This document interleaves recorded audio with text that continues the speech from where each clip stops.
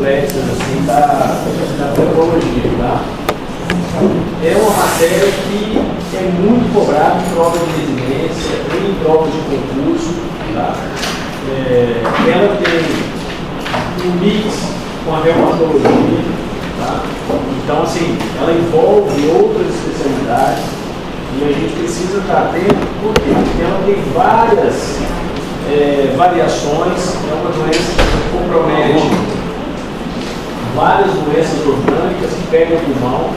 Você sabe que a medicina é aquilo que eu falei para vocês, ela nunca vem sozinha.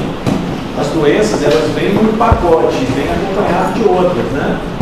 Então, a pneumologia tem capítulos, por exemplo, se vão pegar o livro de nefro, doenças relacionadas ao pulmão que são nefrológicas.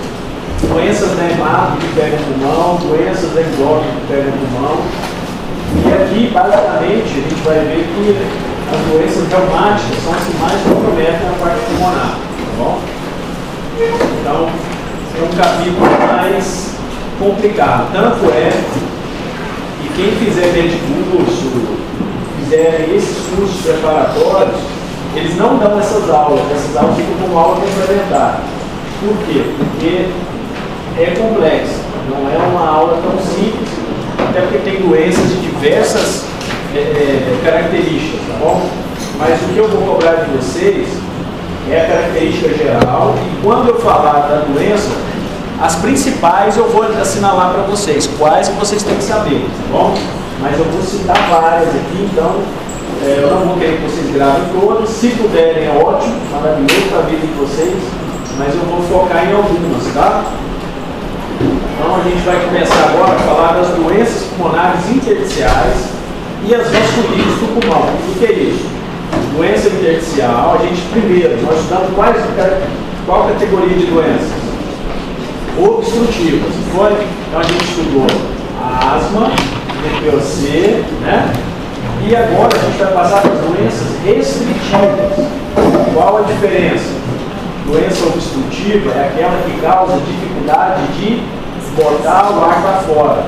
Essa nós vamos ter dificuldade de quê? Insuflar o pulmão. O pulmão vai estar duro, vai estar fibrosado e eu vou ter doença comprometendo o interstício.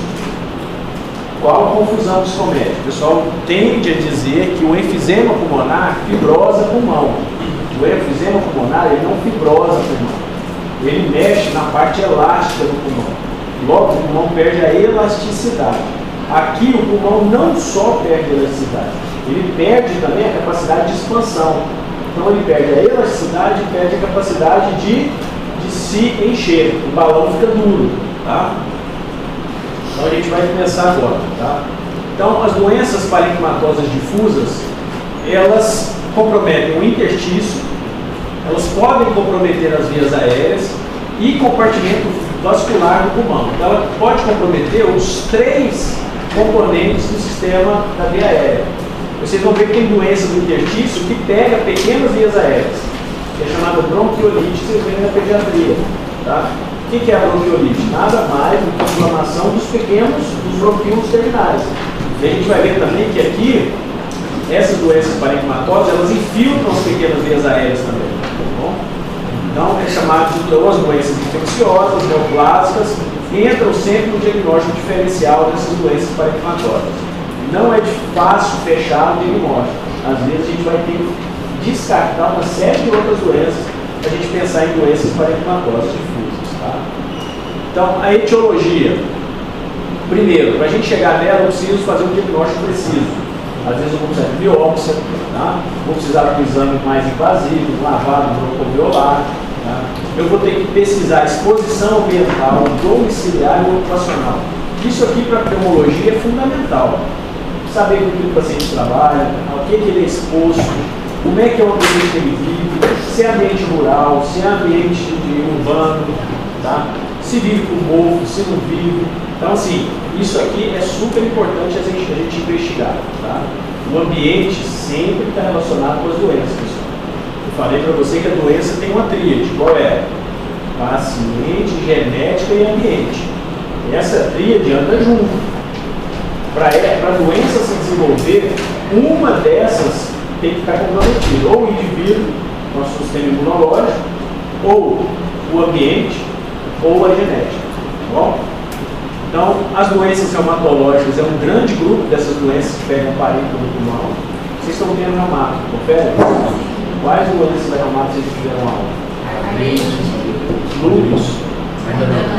Só artrite reumatoide? Ou artrite? Mas artrite reumatoide vocês tiveram? Sim. Então vocês estão tendo agora soro negativos, é isso? Espondilite anquilosante, artrite, síndrome de Raynaud. Tá.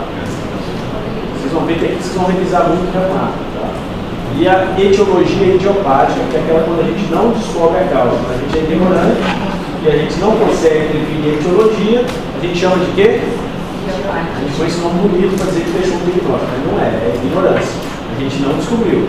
Tá? Então, o que vai desencadear essas doenças intersticiais? Na grande maioria das vezes, tem uma série de fatores. Tabagismo pode desencadear, exposição ambiental, vírus e bactérias, doenças de refluxo. Tem gente que acha que refluxo é uma coisa que não atinge o pulmão, né? Atinge. E causa doenças sérias às vezes, tá? A genética, radiação e alguns medicamentos. Então aqui cresce de importância uma anamnese detalhada. Tá? Clínica médica sem anamnese não é clínica médica, pode chamar de qualquer outra coisa. Mas quem não colheu uma história adequada, fazer um levantamento, um screening, um histórico do paciente, menosprezar uma anamnese, nunca vai fazer uma boa medicina. Tá? Como que eu divido e classifico as minhas doenças intersticiais? Primeiro, causas conhecidas. São causas que todo mundo sabe que levam a doença pulmonar.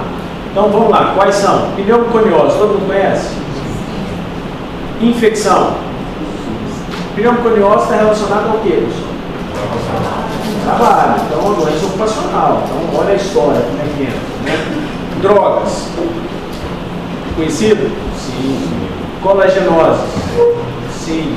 Aspiração de conteúdo gástrico. Sim. Imunodeficiência. Pode acontecer? O HIV tem muita doença intersticial? Sim. Proteinopatias. É causa conhecida? Dos médicos. Alguns não, né? Alguns conhecem, outros não. Existe uma doença chamada proteinose alveolar difusa. É um acúmulo de proteína no líquido alveolar. Tá? É uma doença rara, está associada com algumas neoplasias, mas essa eu não vou cobrar de vocês, não, mas é bom ouvir, porque vocês vão ler isso no livro de clínica. Metais, aspiração de metal duro, sim, liga metálica, tudo isso pode no pulmão causar uma doença também. E tabaco relacionado. Então aqui são as causas que a gente conhece, beleza. Com uma boa história, um bom exame clínico, com exames complementares, eu consigo chegar no etiologia. Agora aqui entra a nossa ignorância. Eu não sei a causa, a gente chama de idiopática. Porém, na biópsia existem indícios de algumas doenças. Quais são? Fibrose pulmonar idiopática, que essa é uma das mais comuns, a gente vai chamar de FPI. Essa vocês vão marcar um asterisco, porque essa eu vou cobrar na prova. FPI, não é FBI, tá? Fibrose pulmonar idiopática. Pneumonia intersticial não específica, é a PINE. Essa aqui é mais comum nas doenças reumáticas. Tá? Pneumonia organizante. Essa aqui foi uma pneumonia muito comum no Covid. Tá? O que é organizante? Ela mistura vários aspectos. Ela tem um aspecto alveolar, intersticial e também ela tem um aspecto de pulmão limpo. Então ela mistura as três coisas, por isso que ela é organizante. Tá? Pneumonia intersticial aguda também acontece. Essa doença a gente não sabe a causa, pode ser desencadeada por qualquer fator ambiental e é chamado de uma síndrome chamada Raman-Rich. Não vou cobrar isso de vocês, mas vocês têm que saber que existe uma pneumonia intersticial aguda, que inclusive é causa de intra-UTI no quadro de SARA, e a gente não descobriu a causa. Tá bom? Como que a gente vai saber? No lavado broncoalveolar ou na biópsia pulmonar. E a pneumonia intersticial bronquiolocêntrica. Você lembra que eu falei para vocês que existem doenças intersticiais que pegam bronquíolo terminal e faz como se fosse uma bronquiolite no adulto? Essa é uma delas. Tá? Então vocês veem, provavelmente quase vocês nunca ouviram falar dessas doenças. Por isso que ela é idiopática e elas são mais raras. Mas acontece? Acontece. Tá? Só faz diagnóstico quem pensa nelas. Quem não pensa nunca vai fazer. Tá? podem fazer a melhor anamnese do mundo, o melhor exame físico, pedir todos os exames. Se vocês não conhecerem as doenças, vocês nunca vão diagnosticar. Por isso que a gente tem que conhecer, nunca desprezar as doenças que a gente acha difícil, porque um dia vocês podem debater com elas. Tá? Então, outra caracterização são as pneumonias difusas linfóides. O que é isso, pessoal? É onde eu tenho infiltrado linfocitário. Mas para isso eu preciso fazer o quê? Exame. Como é que eu vou saber que ela é linfóide? Só de olhar no raio-x? Só de olhar na tomografia? Não. Então eu preciso ter um exame que me ajude a chegar nela. Então, um lavado broncoalveolar, uma biópsia pulmonar, né? E o que eu vou ver nesses exames? Uma bronquiolite linfóide, uma hiperplasia linfóide reativa, né? Uma pneumonia intersticial com infiltrado linfocitário, uma granulomatose chamada granulomatose linfomatóide, que na verdade é um linfoma de células B, tá? E aqui colocou um linfoma específico. Essa granulomatose linfomatóide é uma doença granulomatosa que se comporta como linfoma, por isso que ela é uma categoria diferente, tá? Mas o tratamento é muito igual ao linfoma. Então a gente coloca como um tipo de linfoma também. E as doenças granulomatosas. Quais são as doenças granulomatosas que a gente conhece? Vocês conhecem alguma? Sem olhar aqui?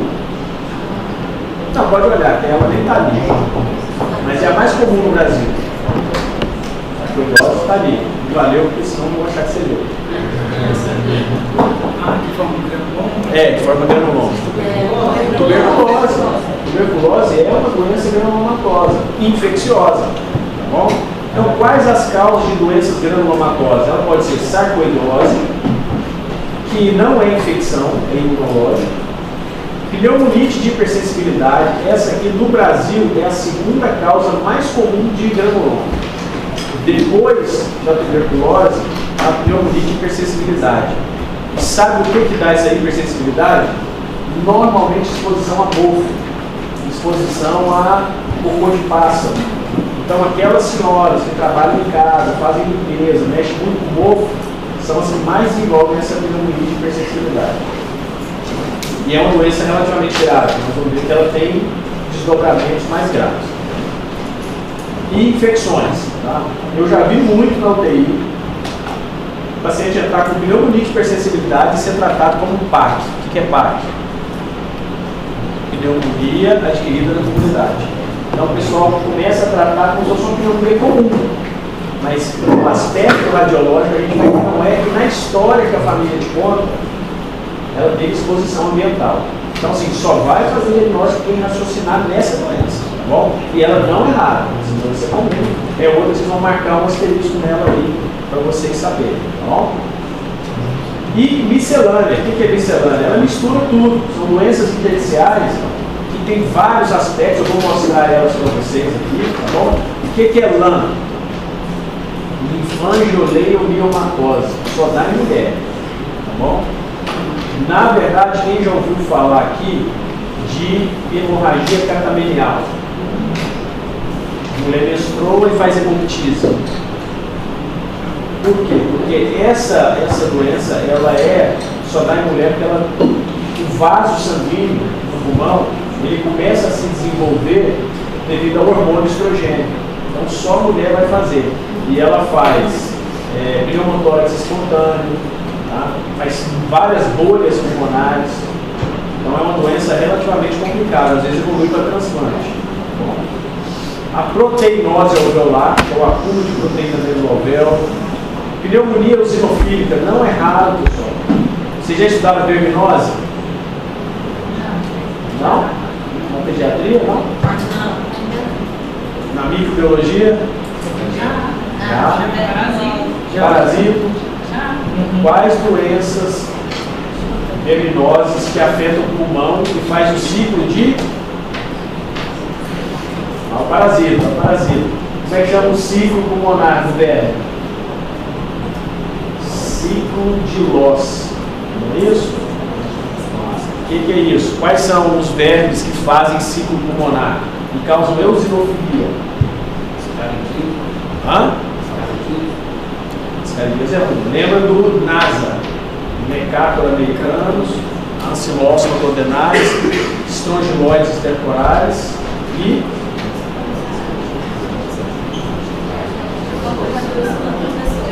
vocês não tiveram isso não? Não. Vamos chegar lá. Tá? Então tem verme, ele tem um ciclo dentro do pulmão, tá? E ele causa eosinofilia.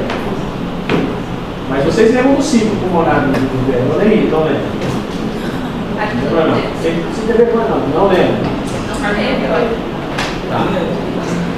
E doenças do depósito, tá? Pessoal, doenças do depósito são doenças genéticas, onde você tem um depósito de glicogênio, um depósito de lipídio, tem doença que infiltra o pulmão, tá? Então, por exemplo, hemocromatose, doença de Wilson, já ouviram falar? Depósito de cobre, depósito de ferro, também pode pegar pulmão, tá bom?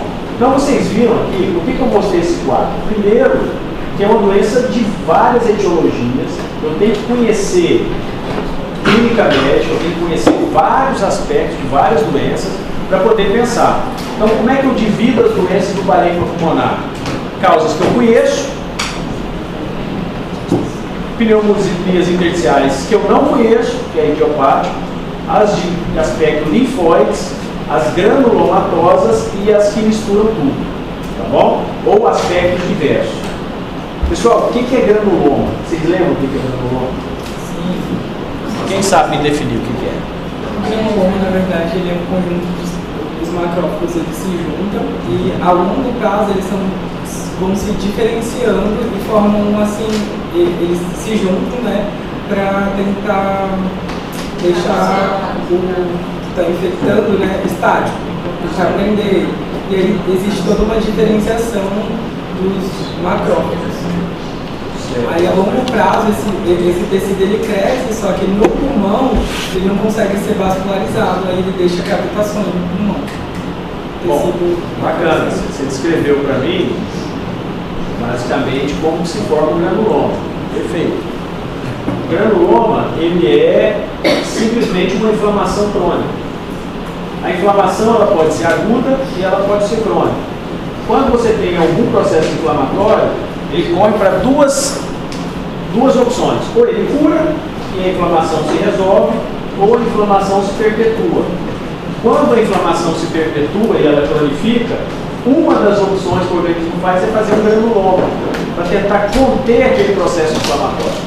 Então, toda doença granulomatosa nada mais é do que uma doença inflamatória crônica, onde o organismo tenta, de alguma forma, conter aquele processo inflamatório, circundando ali com células de defesa, seja linfóide, seja macrófago, e um mix deles, tá bom? Então esse é o conceito de granuloma. Agora não sei se eu na tela. Então vamos lá. Patogênese, né? Respostas a gatilhos diferentes. Você lembra que eu falei para vocês? O ser humano é uma pistola com munição engatilhada, só esperando aí quem vai dar o gatilho, né? Vai apertar o gatilho? Todo mundo aqui vai ter uma doença, alguma vai ter. Quem vai apertar o gatilho pode ser um fungo, pode ser um vírus, pode ser alguma coisa no ambiente.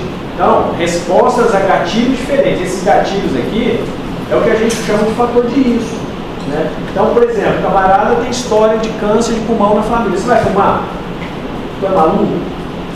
Não tem chance. Então, o gatilho teu pode ser um tabagismo. Ah, eu tenho história de câncer de intestino. Ou tu não vai fazer colonoscopia com 40 anos de idade? Não vai arriscar? Então, você entendeu? A gente tem que trabalhar os fatores de risco, tá? Eu sou asmático, minha família é asmática.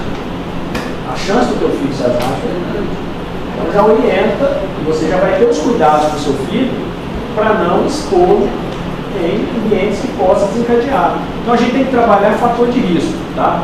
Predisposição genética e o dano inflamatório, tá? Como que eu junto tudo para fazer um diagnóstico? Eu junto a clínica, a radiologia e a patologia. Essa doença intersticial, pessoal, eu preciso de 3 ajudas. Um bom clínico, um bom radiologista para me ajudar a avaliar a imagem e um patologista para avaliar a lâmina. Eu dificilmente fecho o diagnóstico de doença intersticial pulmonar sozinho. Tá? Mesmo o pneumologista, ele vai ter que pedir exames de imagem e vou ter que pedir biópsia. Tá bom? Então, a agressão pulmonar, ela vai ou com processo granulomatoso, ou ela vai fazer uma inflamação aguda, que é alveolite, inflamação, e se não melhorar, fibrose. Então, quando o meu pulmão é agredido, ou esse processo vai virar um granuloma, ou ele vai inflamar, e se a inflamação continuar, fibrose. Então, qual o destino final do meu pulmão? Cura, fibrose ou granuloma. Tá bom? Então, de novo, processo granulomatoso, quais as doenças que dão granuloma? Isso aqui tem que estar gravado? Tem, pessoal. Isso aqui é para a vida de vocês. Vão estudar isso em outras doenças, em outras patologias. Então, na sarcoidose, na pneumonite por hipersensibilidade e nas vasculites sistêmicas. Vasculite é capítulo de qual especialidade? Inflamação dos vasos sanguíneos. Isso aqui é de qual especialidade? Vascular? Confere? Reumato. Por quê? Porque é doença autoimune. Então, na doença reumática é que a gente vai ver as vasculites. Bom?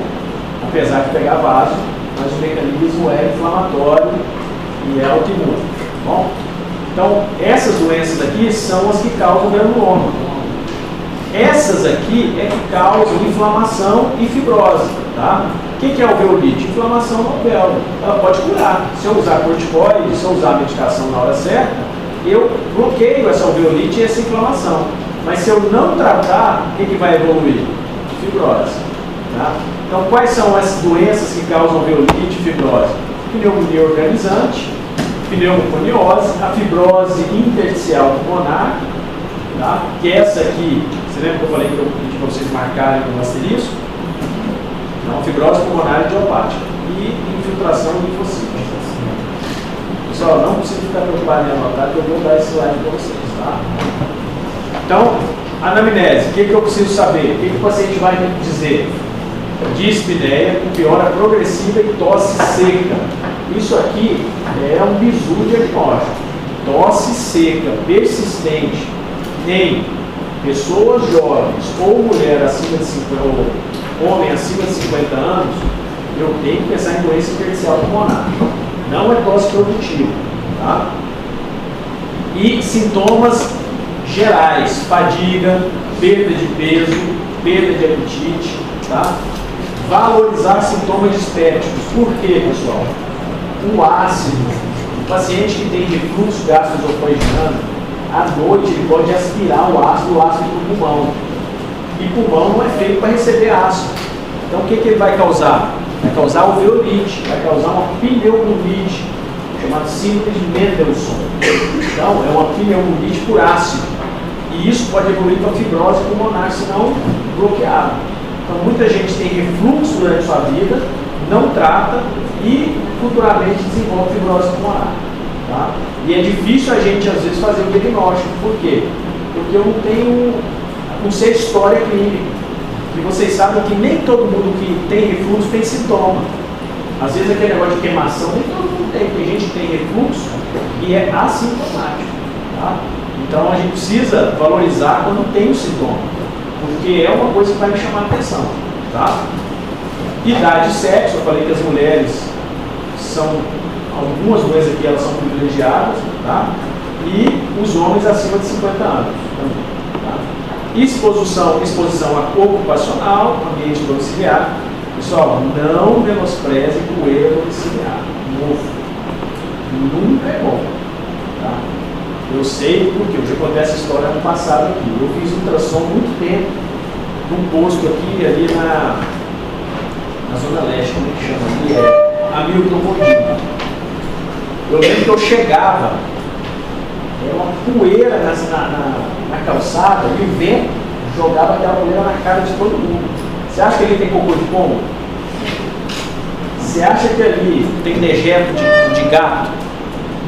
Você acha que é fácil pegar uma toxoplasmose? Então, essas poeiras, eu só chegava de máscara, todo mundo achava que eu estava gripado. Não é, porque na verdade é terrível. Na hora que você chegava ali era um fluxo de poeira na sua cara. E poeira de dejeto, de rua, né? Então a gente não valoriza isso. Quem já viu aqui o japonês, sabe que o japonês na rua só anda de máscara. Grande parte deles. para evitar poeira ambiental. A gente não precisa ser noiado nesse ponto, mas assim, quando você chegar num ambiente que é muito empoeirado, onde o golfo predomina, vocês têm que ter cuidado. Inclusive, eu oriento quem trabalha em fazenda, mexe em paiol, essas coisas, deveria sempre ter EPI. Por quê? Porque a chance de desenvolver essas doenças são grandes. Tá? Então, medicamentos também são outras causas de doença intersticial. Também são vários medicamentos que causam lesão pulmonar. E o famoso tabagismo. Bom, eu duvido que depois de terminar o pneu, alguém vai continuar fumando aqui. Não vai precisar nem tomar qual medicação? Bom, hein? Estou estudando. Então vamos lá, pessoal. Então, eu também posso classificar a doença pela duração. A doença ela pode se dividir em aguda, subaguda e crônica, essas doenças pulmonares intersticiais, tá? Quando ela é aguda, pessoal, ela dura de dias a semanas, tá? Quais são as doenças que normalmente manifestam-se de forma aguda? A pneumonite de hipersensibilidade, a pneumonia eosinofílica, hemorragia alveolar, pneumonia intersticial idiopática aguda, reações imunológicas a medicamentos, reumídeos e fungos. Essas aqui, elas causam distúrbio agudo, chama-se alveolite. É uma inflamação do alvéolo de uma forma rápida. Às vezes o paciente entra para UTI de um dia para o outro. Ele é entubado em 24 horas, tá? Em alguns casos mais severos. Em outros a gente ainda consegue pegar uma fase mais inicial e consegue manobrar de forma clínica. Mas, por exemplo, pneumonite, hipersensibilidade, a gente pega a maioria fora do tubo, a gente trata com corticoide, normalmente tem uma boa resposta. Mas tem uns que faz recaída e ela cronifica e vira fibrose. Então, assim, são doenças que a gente precisa acompanhar. Tá? Subagudas são aquelas que duram um tempo maior, mas ainda não vira fibrose. Pode virar, mas elas tendem a se curar por mais tempo. Quais são? Aquelas que surgem por várias semanas a meses. Tá? A forma de apresentação pode ocorrer com todas as doenças intersticiais, embora seja mais comum em qual? Sarcoidose. Então, a sarcoidose é uma doença granulomatosa, autoimune, de causa idiopática. Ninguém sabe por quê. Existem vários relatos de várias causas. Exposição a gato, alguns vírus, Epstein-Barr. Então, a gente não sabe exatamente o que causa. Mas a gente sabe que existe um fator ambiental e genético importante. Tá? A pneumonia intersticial induzida por medicamentos, ela dura um pouco mais, você às vezes tira a medicação e ainda fica o efeito inflamatório. Pneumonia organizante, foi o Covid, você vê que às vezes o Covid você tratou a pessoa melhora, mas ela ainda fica dispneica, ela ainda fica com sequela pulmonar um tempo. Então o próprio Covid é uma pneumonia organizante subaguda. Ela inicia aguda, mas ela fica um tempo a mais. Tá? E as formas intersticiais associadas ao tecido conectivo. Então, vocês vão ver que a artrite reumatoide e lúpus, elas causam doenças intersticiais pulmonares importantes. Tá? E a forma crônica, que é aquelas que causam fibrose pulmonar. Esse é o nosso foco, porque elas normalmente levam o paciente ao óbito. Tá? E, na maioria das vezes, quando chega a fibrose, não tem mais o que fazer em termos de tratamento para voltar isso aí, né? Então, essa consideração a tuberculose, ela poderia ser classificada tanto como subaguda? ótimo. Mas Depende de como. Então, depende da fase que ela está. Porque, por exemplo, se você pegar uma tuberculose em uma fase inicial, às vezes o sintoma é como se fosse um quadro respiratório. Né? E se ela é primária, se ela é secundária, se ela é reativação, se ela não é. Então, assim, depende muito do estágio que ela está. Quando ela está cavitada, por exemplo, ela não é muito, ela já cavitou um tempo. E já teve e ela reativou. Então, aí você vai classificar ela mais como crônica, porque ela já tem tempo. Né? Tanto que o tratamento dela é 6 meses. Tá? Então, crônica é a forma mais comum das doenças fibrosantes. Os sintomas surgem vários meses a ano, sendo a tosse seca e a dispneia as principais queixas.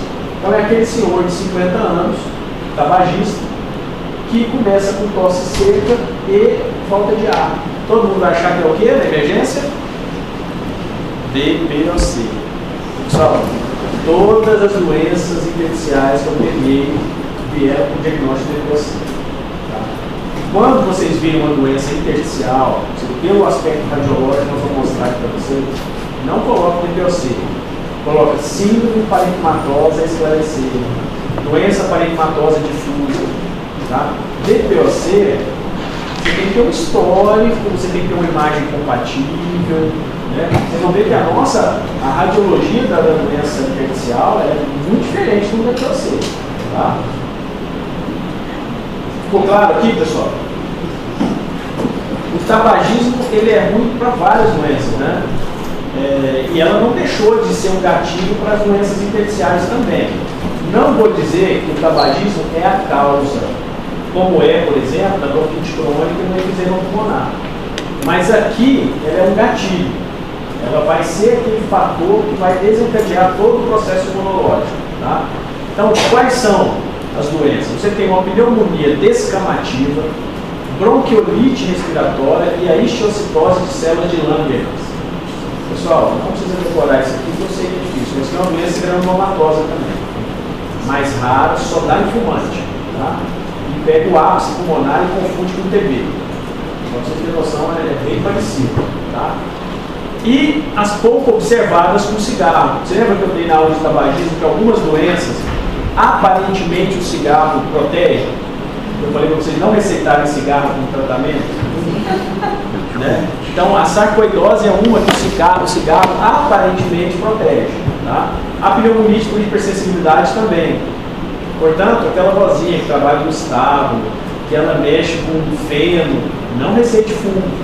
Fuma para você nunca pegar pneumonite por hipersensibilidade. Não faça isso. Pneumonite actínica, tá? E retocolite ulcerativa. Então, essas aqui são protegidas, entre aspas, pelo cigarro. Essas aqui são desencadeadas pelo cigarro. Tá? Então aqui, pessoal, o que eu quero mostrar para vocês? Olha como se funciona uma pneumonia intersticial. Aqui eu acho que não dá para a gente ver bem, mas é um infiltrado reticular, tá? Subpleural. Mas nessa fase aqui, ainda não tem uma fibrose. Eu tenho uma alveolite. Tá ruim para ver. Mas aqui tá fácil de ver, não dá? Essa aqui, ó. Olha só o grau de fibrose. Você vê que o pulmão aqui não tem uma partezinha preta ali, não tem? Ó, isso aqui é bolha. Tá? Isso aqui tudo é bolhazinha de água. É destruição de bronquíolo. E esse aqui, ó, esse branquinho, é tudo infiltrado de fibrose. Ó. Então esse pulmão aqui é o clássico pulmão da fibrose pulmonar. Tá? Tem o que fazer aqui? Tem o que fazer em termos de tratamento. Ou esse paciente vai para transplante, ou ele vai comer essa fibrose, não tem jeito. Tá? E a descamativa, que é um aspecto mais histopatológico, mas isso aqui é só para mostrar para vocês como no final, isso aqui é uma fase final da doença, como elas se parecem.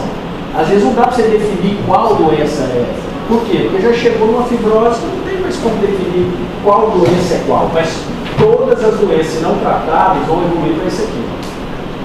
E aqui já é fase terminal. Essa primeira vem, essa que a fibrose é maiorzinha. Ali. Essa aqui? Do outro lado. Essa aqui. Aqui ainda tem pulmão preservado aqui, tá vendo? Ah, essa aqui não tem. Essa aqui todo o pulmão 100% comprometido. Tá? Então ele começa assim e se eu não tratar, vai evoluir para isso aqui. Tá? E vocês vão ver agora que vocês estão tendo isso, se vocês lembrarem disso lá para frente, quando vocês forem fazer clínica, entendeu? Vocês vão ter paciente com isso e ninguém pensa nessas doenças, vão pensar tudo em DPOC. DPOC enquadra tudo, que a gente não conhece, né? Então, como que eu faço o diagnóstico? Taquipneia, esse paciente vai chegar para você com falta de ar, taquipneico, tá? Expectoração, isso aqui marca aí, isso é questão de prova. Quando eu der um caso clínico de doença intersticial, primeiro eu vou dar um quadro de um senhor idoso, provavelmente tabagista, e que ele procura você com tosse seca, associada à estertoração na base pulmonar.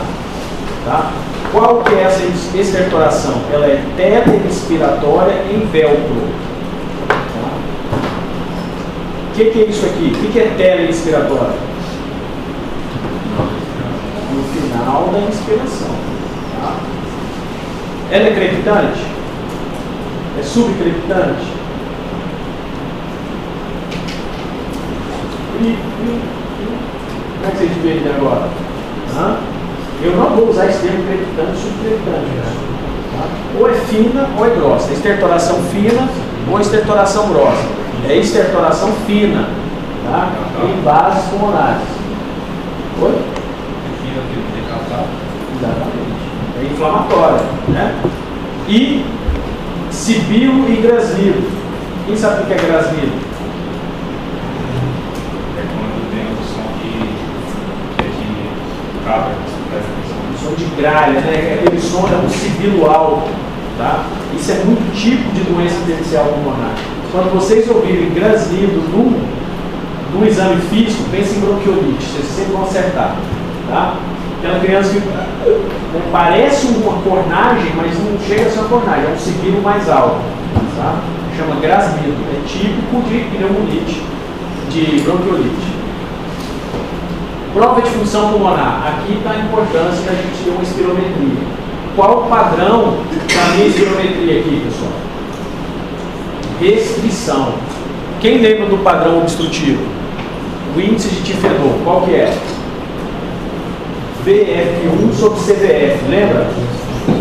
Se ele for menor que 70%, é obstrutivo.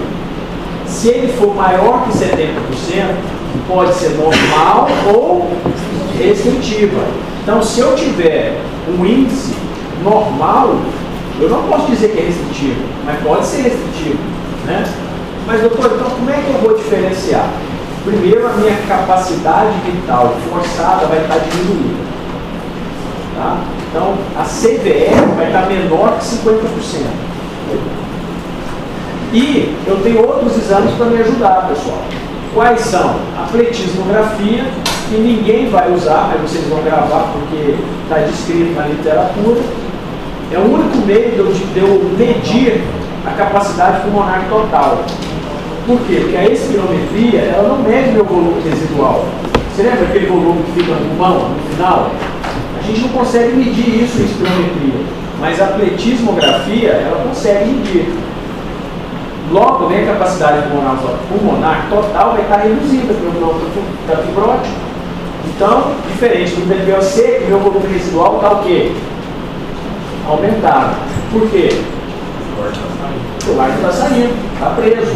Se o ar está preso, meu volume residual aumenta e minha capacidade pulmonar total aumenta. Já na minha doença restritiva, minha capacidade pulmonar total reduz. Porque meu pulmão, além de não conseguir manter, não consegue voltar para dentro e expandir. Tá bom? Isso é uma diferença da doença obstrutiva. E aqui, padrão ouro, pessoal, olha só. Difusão, marca isso aqui. Difusão de monóxido de carbono. O que é isso? Alguém lembra? A gente falou na aula no início do diagnóstico. Qual o gás mais difusível que eu tenho na minha via aérea? Monóxido de carbono. Tanto é que ele intoxica com uma facilidade muito grande. Né? Ele difunde 100 vezes mais que o CO2. Então, quando eu coloco o meu monóxido de carbono na minha via aérea, numa quantidade terapêutica, eu vou ver se ele difunde rápido ou não. Se ele não difundir, é que não conta muito ruim, o interstício não deixa ele entrar, porque ele está fibrosado. Então, se ele tiver menor que 40%, é sinal de doença restritiva grave. Menor que 40%. Tá? Então, quando eu der um caso clínico e eu disser para vocês que a minha difusão de monóxido de carbono está reduzida, o que eu estou dizendo para vocês? Meu parênquima pulmonar está doente. Toda doença que pega parênquima, ela vai alterar a difusão de monóxido de carbono. Gravou isso, pessoal? Não quero isso nem dúvida. Positivo? Tranquilo? Tá. Então vamos aqui ver radiografia. Como funciona a radiografia de uma doença intersticial pulmonar? Não é difícil fazer o diagnóstico. Vocês vão ver um infiltrado reticular intersticial. Tá? Diferente de uma pneumonia comunitária. Vocês vão ver o quê? Infiltrado alveolar. Seja ele global ou bronquopneumônico. Aqui não. Aqui vocês vão ver um infiltrado difuso intersticial. Aí você vai pensar, é vírus? Vírus pode dar difuso intersticial? Pode. Doença intersticial pulmonar, idiopática? Pode. Aí é pela história. Não tem como eu pegar a radiografia e já fechar um diagnóstico etiológico. Eu tenho que pegar todo o contexto, tá bom? Mas eu tenho que saber que o padrão é intersticial, difuso, bilateral. Tá? E aqui, ó, aqui está bem clássico de ver esse perfil, tá? As doenças intersticiais aqui. E aqui, ó, nessa tomografia, eu vejo aqui na base pulmonar, olha como é que está fibrosado aqui, ó. Estão vendo aqui, ó? Já tem uma fibrosezinha aqui embaixo, tá vendo? Parece uma malha, né? É típico da fibrose, tá? Vocês tiveram radiologia? Sim. Então nada disso é estranho para vocês, né? Tá, algumas coisas são estranhas. Tá. Então, como é que eu vou definir o padrão da minha tomografia? Padrão septal. O que é septal? Compromete o septo pulmonar. Tá? Quais são as doenças que eu tenho um padrão septal? Mas todas intersticiais, presta atenção. Isso aqui é um padrão tomográfico das doenças intersticiais pulmonares. Pega parente. Ela pode pegar só o septo. Quando ela pegar só o septo, eu tenho que pensar em congestão, então um edema agudo do pulmão. Eu tenho que pensar em linfangite carcinomatosa, que é uma infiltração do pulmão, do linfoma, por exemplo, uma sarcoidose. Quando o meu padrão é reticular, um padrão que parece uma rede, tá? É a fibrose pulmonar idiopática, doenças reumáticas, a sarcoidose também pode dar, asbestose e pneumonite de hipersensibilidade. Tá? Não precisa decorar isso, é só para vocês terem isso em mente. E isso vai ajudar vocês futuramente a gravar, a avaliar com tomografia. Agora, essa aqui cai em prova às vezes, tá? Padrão cístico. Quais doenças intersticiais que dão cisto no pulmão? Histiocitose do Langerhans, que eu mostrei lá para vocês. A linfangioleumiomatose, que dá em mulher. A pneumonia intersticial linfóide, que dá no HIV. Tá? E a infecção por pneumociste girovese. Se eu tiver lá aula de HIV, é a chamada pneumocistose, tá? Então, esse padrão cístico você vai encontrar nessas doenças aqui. Por isso que avaliar a tomografia não é difícil, se você já conhece. Quando você pega o padrão cístico de doença intersticial, numa mulher, opa, eu já vou pensar em lã. Tá? Então, são coisas que vocês vão pegando com o tempo. Mas isso aqui eu estou dando mais para apresentar para vocês conhecerem, tá bom? Padrão nodular. Sarcoidose, silicose, pneumonite de hipersensibilidade, panbronquiolite difusa, vasculite e metase pulmonar. Então, o que eu vou mostrar para vocês aqui? Dá um bisu, para vocês, quando verem nódulos no pulmão, vocês dividem em macro e micronódulo. Macronódulo, normalmente, é infiltração tumoral. Micronódulos pode ser inflamatório. Por quê? Porque os bronquíolos, quando inflamam, eles tendem a formar pequenos nódulos na imagem da tomografia. Então, imagem micronodular ou centronodular, que a gente fala, pensar em inflamação dos bronquíolos, tá bom? Vidro fosco, esse aqui todo mundo sabe, porque no Covid é o mais típico, né? O que vidro fosco significa? Inflamação aguda. Normalmente, essa fase é uma fase boa. Quando eu pego um lugar no vidro fosco, eu fico tranquilo, porque eu sei que tem inflamação e eu sei que eu posso usar a medicação para tentar reverter. Qual medicação normalmente eu uso? Se for infecciosa, antibiótico. Se for inflamatória, autoimune, corticoide, imunossupressor, aí eu vou agir de acordo com a doença, tá bom? Mas esse padrão aqui me ajuda muito. Quais que tem? Pneumonite de sensibilidade, a PIN, que é a pneumonia intersticial não específica, que é das doenças reumáticas. Então, quando eu pego um padrão de PIN, eu vou pensar em artrite reumatoide, vou pensar em lúpus, vou pensar em esclerose sistêmica progressiva, dermatomiosite, polimiosite, tá? E aí eu vou entrar com o quê? Imunossupressão, corticoide, tá? E as drogas, tá? Quando eu digo droga aqui, não é droga ilícita não, é medicação, tá bom? Então, metotrexate, nitrofurantoína, mas drogas também podem. O crack, por exemplo, pode causar uma pneumonite, tá? Consolidações, pessoal. E não esquecer da aula de tabagismo que eu dei, que eu falei de qual síndrome? Já esqueceram, né? Eu esqueci o nome, mas... EVALI. Isso. EVALI, que é uma síndrome da angústia respiratória em fumante de cigarro eletrônico. Vai aparecer normalmente com o quê? Vidro fosco, tá? E consolidação. Vai aparecer com esses dois aqui, tá? Quais são as consolidações? Isso aqui é mole, né? As pneumonias, né? Eosinofílica, pneumonia lipoídica, carcinoma com padrão lipoídico e linfoma, tá? Mas um clássico de consolidação é pensar em pneumonia infecciosa comunitária, tá bom? Ali eu dei todas as opções de doenças autoimunes também.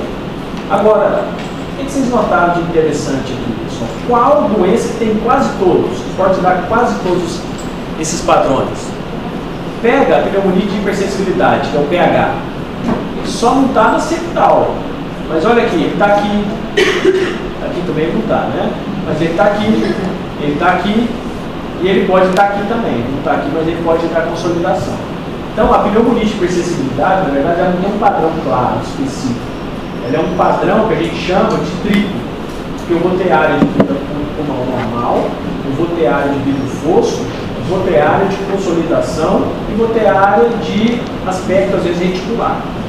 Então, essa miscelânea zona, pensar em pneumonia de hipersensibilidade, tá bom? Laboratorial. O que eu peço para o meu paciente a nível de laboratório quando eu pego uma doença intersticial? Eu vou pedir reumatograma. Eu não gosto muito desse termo não, mas alguns livros usam isso. O que é reumatograma? Eu vou pedir o FAN, eu vou pedir o anti-CCP. O que é o anti-CCP? Não tiver reumato. Hã? Como é que ele chama? É um negócio que está sempre no lado. Isso, o anti-citrulinato, né? Ele é específico para artrite reumatoide. Então, eu peço ele, eu peço o FAN. Vocês já tiveram muito? Não, vocês falar muito. Tá. E se eu pensar em espondilite anquilosante, que também dá doença intersticial pulmonar? Eu peço o quê? HLA? B27. BNP, pessoal. O que é o BNP? Peptídeo natriurético cerebral. Isso aqui é para ver insuficiência cardíaca. Tá? Peço o cálcio sério. O que tem a ver com o cálcio com essa bagaça aqui? É que tem uma doença chamada sarcoidose, que o macrófago passa a secretar vitamina D e, consequentemente, aumenta o cálcio. Olha só que doença inteligente. O próprio macrófago começa a produzir vitamina D. E aí, um dos sintomas é a hipercalcemia. Tá? Então, eu peço o cálcio sério e urinário. E eu peço enzimas musculares. Por que enzimas musculares? Porque tem doença reumática que pega o músculo. Quais são? Polimiosite e dermatopolimiosite, tá? Que pegam o pulmão. Então eu preciso pedir. Agora, o perfil reumatológico é imenso. Então, peço anti-LA, peço FAN, peço o anti-CCP, tá? Peço o anti-DNA de fibra dupla, peço o anti-SM. Aí vocês vão estudar na reumato todos esses autoanticorpos aí. Então, o pneumologista tem que saber reumato? O reumato tem que saber pneu? A gente meio que entrelaça nas doenças, principalmente nas doenças mais complexas, tá?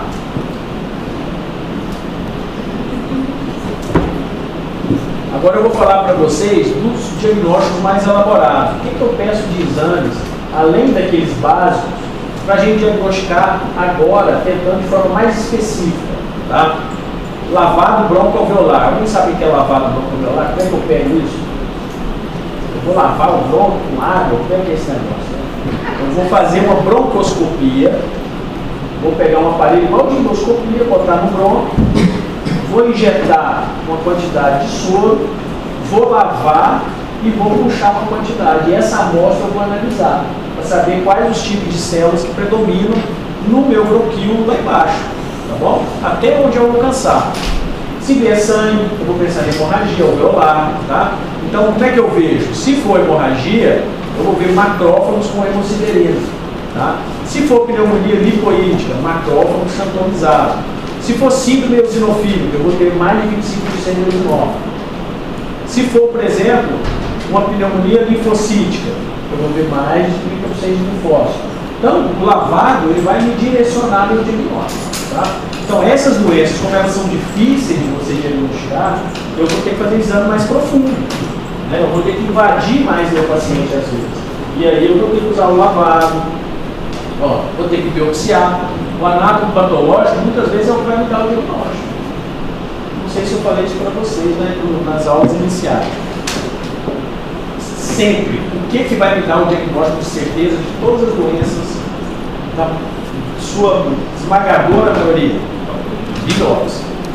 Biópsia é que fecha o diagnóstico. Alguém aqui vai ter câncer sem ter uma biópsia? Não vai, porque a biópsia é que define tudo. Tá? Por isso, vocês nunca menosprezem a patologia. Toda doença tem a sua patologia e ela tem que ser examinada. Tá? Então, quais os tipos de biópsia que eu vou fazer? Eu posso fazer pelo broncoscópio, fazer uma biópsia transbrônquica, que chama. Eu posso fazer a céu aberto, tem que abrir o peito do cara e tirar um pedaço. Tá? Ou eu posso fazer uma criobiópsia. Eu injeto nitrogênio a temperatura alta, ele queima o bronco e junta com o tecido do pulmão e eu pego esse pedaço. Também via o quê? Broncoscopia. Então, daqui a pouco tem laser também, tem argônio. Então, sim, os métodos de obter material são vários. Tá? Tratamento, depende. Tá? O diagnóstico precoce, pessoal, é para evitar fibrose, sempre. Tá? Então, qual é a fase que eu tenho que pegar? A fase de vidro fosco, a fase de alveolite. Eu não posso deixar chegar na fase de fibrose. Tá? Então, às vezes, eu vou ter que imunossuprimir meu paciente, eu vou ter que entrar com corticoide, entrar com imunossupressor. Tá? E nos casos refratários, o que eu tenho que fazer? Transplante. Vai entrar na fila de transplante. Tá? Quais as medicações que respondem com corticoide? Isso aqui é bom para vocês marcarem um asterisco aí. Tá? Pneumonias intersticiais idiopáticas, pneumonia em organização, tá? Conectivopatias, que nome é esse? O que é isso? Doenças do tecido conjuntivo ou conectivo, que são artrite reumatoide, esclerose sistêmica, tá bom? Pneumonia aguda associada à radiação, a síndrome de hemorragia alveolar. Você já ouviu falar de uma síndrome chamada Goodpasture? Pneumonias eosinofílicas, sarcoidose é a principal aqui, ó. Sem corticoide, sarcoidose vai para o bar. É uma doença que responde muito ao corticoide e essa aqui que no Brasil é muito comum para vocês marcarem X. Pneumonite por hipersensibilidade. Tá? E quando eu tenho uma pneumonia causada por medicação, eu uso corticoide também. Tá? Então essa tabela aqui é super importante para vocês. Tá? Porque a maioria das doenças intersticiais idiopáticas eu vou tratar com corticoterapia. Tá? Agora vai entrar a doença que vai cair na prova de vocês. E essa aqui, quem perder, perdeu. Eu vou te dar a questão aqui, hein? Não nem de revisão, né? Tô dando. Vai cair. É certeza. É 3 pontos aqui, ó. Então, vamos lá.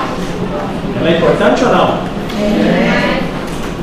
Porque ela é uma das mais comuns. As duas mais comuns que eu tenho é a pneumonia de hipersensibilidade e a FPI. Tá bom? Essas duas são super importantes. Ó, mais frequente, 60% das intersticiopatias. É a que tem o pior prognóstico. Causa desconhecida, limitada aos pulmões. Ela não vai pegar outros órgãos a não ser o pulmão. Tá? Piora progressiva da dispneia e da função pulmonar. Tá? E qual o padrão espiriométrico? Restrição, uma doença restritiva, índice de difenol normal, capacidade vital forçada diminuída, capacidade pulmonar total diminuída. Tá bom? E diminuição do que? Da minha difusão de monóxido de carbono. Isso aqui é fundamental para fazer o diagnóstico. Tá? Às vezes com isso aqui eu nem preciso biopsiar. Tá? Predomina em quem, pessoal? Homens tabagistas de idade maior de 60 anos. Alguma literatura põe acima de 50. Então, se cair o caso clínico acima de 50, também não precisa ter dúvida, cada idade. Tá bom? Agora, o exame físico fecha o diagnóstico para o caso clínico. Ó. e estertores crepitantes. Putz, você falou do eu não ia falar crepitantes. Tá? Realmente, não é para usar. Isso tem um termo antigo e que o livro de pneumologia da Sociedade Brasileira colocou. Então você vê que ainda está na cabeça de quem faz exame. É estertor fino em terço inferior, tá bom? Mas o camarada que faz questão da prova, às vezes ele não está atualizado, ele não vê o corpo. Ele já estudou no Romero, lá 20 anos atrás, tá? Mas vocês sabem do que está falando. É um estertor fino em base, terço inferior, tá? Predomínio nas bases pulmonares, isso aqui fecha o diagnóstico também. Então é um caso que predomina onde, pessoal? Na base do pulmão. Não é no ápice e nem no terço médio. Predomínio subpleural e basal. E opacidades reticulares e bronquiectasias de tração. Bom? Então esses aqui são os achados que você encontra na tomografia e no exame físico. Essa aqui é a famosa biópsia. Tá? O que eu falei para vocês? Tudo se fecha o diagnóstico com biópsia, principalmente doenças difíceis de fazer o diagnóstico. Professor, mas eu não estou vendo nada aqui, eu estou vendo um bando de trem rosa aqui, né? Mas eu tenho certeza que vocês sabem. O que é isso aqui? Alvéolo. Olha os alvéolos aqui, ó. Olha o espaço alveolar aqui. Tá? Agora aqui já começa a fibrose. Olha como é que esse septo aqui já está grosso. Mas quem está aqui tem que olhar para cá, ó. Vocês não vão ver. Ó, o septo aqui está grosso, tá vendo aqui? Olha como é que é o septo normal. Não é fino? Olha aqui, ó. Olha essa grossura aqui, ó. Então você já vê que já tem um espessamento do meu septo. Quando eu chego aqui, olha como é que já está bem espessado. Ó. E quando eu chego aqui, eu já não vejo alvéolo mais, olha só. Está tudo fibrosado. Fibrose na biópsia é curada pela hematoxina e eosina, que é roxo, né, meio rosado. Então tudo isso aqui, ó, é fibrose. Eu já usar o véu com tudo fechado. Aqui é uma parte normal e aqui ele vai fibrosando até fibrosar tudo. Então aqui tem as três partes. Posso? Então vamos lá. Aqui é o alvéolo normal, certo? Olha os espaços alveolares aqui, tá vendo? Aqui tem ar, ó. E você está vendo que a membrana é fininha, parece uma cobrinha aqui, ó. Agora, olha quando vai fibrosando, olha como é que vai ficando espesso, olha aqui, ó. Esse rosa já é espessamento. Olha aqui, espessamento. E aqui você já não vê alvéolo mais. Tá? Já distorceu toda a arquitetura e já é tudo ocupado por fibrose. É aquilo que eu falei, a fibrose ela é rosa, no corante. Tá? Então, ocupou todos os espaços alveolares. Essa aqui é uma crescente, ó. Então o patologista já vai me dizer isso. Ele fala, esse cara já tem um grau de fibrose avançado. Então ele já vai te prognosticar e já vai te dar a definição da doença. Por isso que esse diagnóstico, a gente precisa do auxílio do radiologista e do patologista. Para a gente ter um diagnóstico preciso. Apesar que essa doença que vai cair na prova de vocês, pela clínica, eu já consigo fechar. Homem acima de 50 anos, tosse seca, tabagista, que aparece um estertor no pulmão e falta de ar, aí eu faço um raio-x e ele tem infiltrado intersticial ou tomografia com infiltrado intersticial em base, o que eu vou pensar? FPI, fibrose pulmonar. Aqui está a tomografia, tá? Ó, 3 padrões, vidro fosco, fica sempre ruim quando a gente coloca aqui, porque não dá para vocês verem bem, né? Você tem um padrão em vidro fosco, onde ele fica mais claro do que em algum lugar. Aqui um pulmão um pouco mais normal, aqui mais esbranquiçado. Aqui ele já começa a fibrosar um pouquinho, já começa a distorcer um pouco a arquitetura. Tá? Principalmente você vê a irregularidade aqui, ó, subpleural. Tá vendo? Perto da pleurazinha aqui, ó, ele já começa a ficar um pouco irregular. Ó. Aqui ele só tem um pouquinho de vidro fosco. Vidro fosco é como se você visse, por exemplo, um pulmão um pouquinho mais branco, tá? E mais hipotransparente. E à medida que ele vai fibrosando, ele vai perdendo a arquitetura dele normal. Aqui ele já tem uma fibrose importante. E o infiltrado reticular aqui. E aqui já bem fibrosado, a gente chama de faveolamento. Não é favelamento, tá, pessoal? É faveolamento, tá bom? Então aqui, ó, isso é sinal de fibrose avançada. Então isso é como a doença evolui. Ela começa assim, depois ela fica aqui, ela vai para a fibrose e chega nesse final aqui, tá bom? Chegou no final, aqui já é barro. Não tem muito o que fazer não, em termos de conduta. Desculpa, não. A gente não teve decepcionar. Qual é a diferença do reticulato O vidro? a patogenia mesmo? Deve ser que mandando ele ligar lá. Vocês estão querendo sabotar minha aula para estudar aí?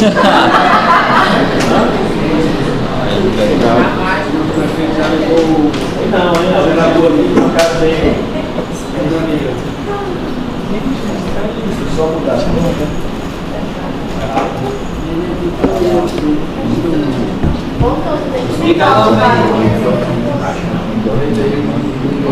Só ligar aqui, ó.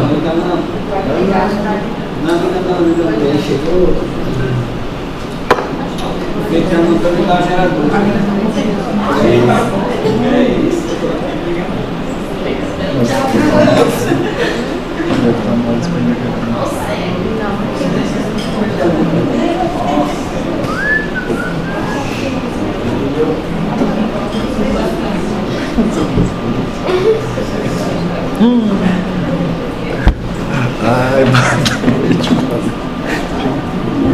você é um puxa sem ver, cara. Ele é puxa sem ver, meu. O time tá ganhando 2-0, mas é um time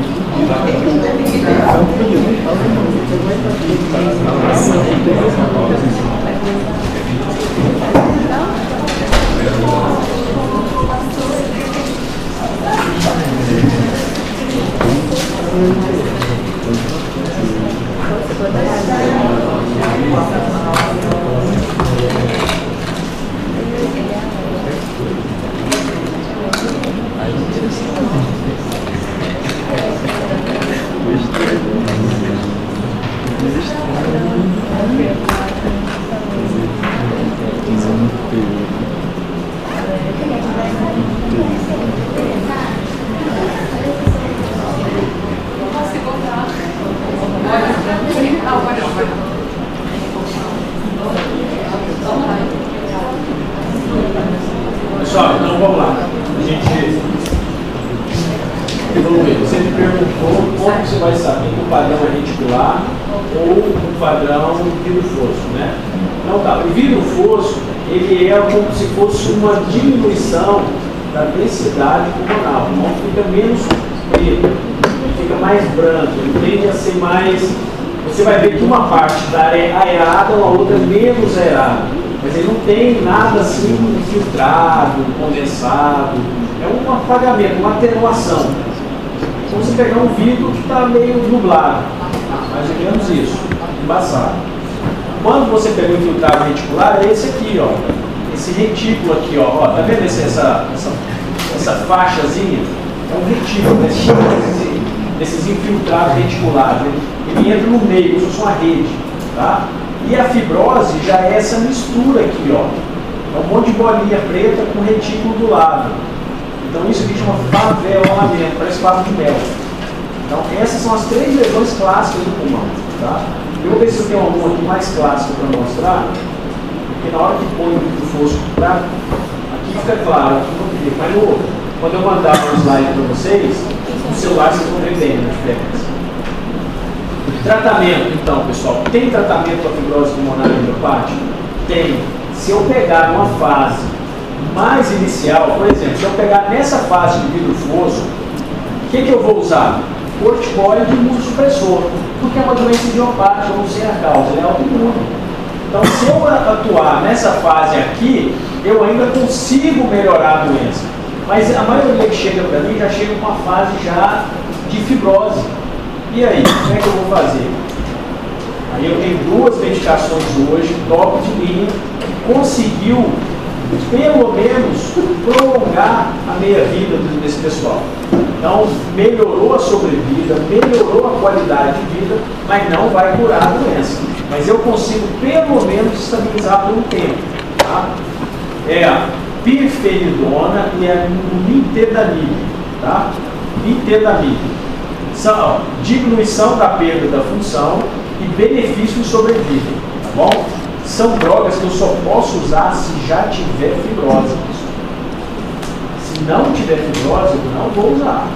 E é uma ou outra, não dá para usar as duas não, tá bom? O Nintedanib é melhor porque ele tem um mecanismo de ação mais clássico, é a mesma droga que a gente usa para leucemia mieloide crônica, ele é um inibidor da tirosina quinase e ele inibe o fibroblasto de produzir material extracelular. Então ela não produz mais fibrose. Eu consigo paralisar o fibroblasto, tá bom? Então é uma droga boa, posologia de 2 vezes ao dia, mas é caro, tá bom? Então não é disponível no SUS, você tem que comprar. Como já está mais avançado o tratamento de paliativo? Porque esse paciente é paliativo desde o início, porque eu já sei que ele vai vir.